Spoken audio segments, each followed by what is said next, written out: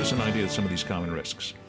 Well, certainly we see brain chemistry is altered when someone is in the throes of an eating disorder or any other mental illness. Family history is a big piece. We do know that these disorders are inherited for a large part. About 50% of people with substance abuse have a family member with substance abuse.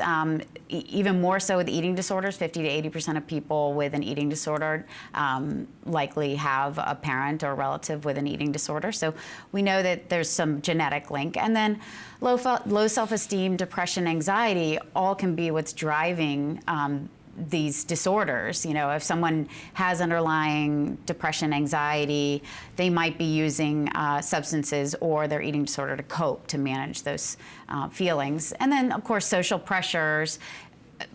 No one's immune to that. So that's something that if someone feels, going through an acute issue like a divorce or bankruptcy, can certainly lead someone to turn to behaviors that are destructive.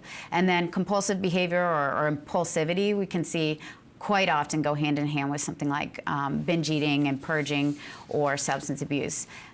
Social isolation and then risk for suicide, those two factors are really concerning once someone gets to that stage and they're thinking about ending their life. That's a crisis and needs to be addressed immediately. We've just addressed a number of risk factors here. I'm curious, so is there one that you see on the rise? Well, all of them have been ongoing for a while. I will say that luckily we're learning more about the actual brain chemistry. So as we're learning more, we're able to better define specific disorders and then better target our treatments.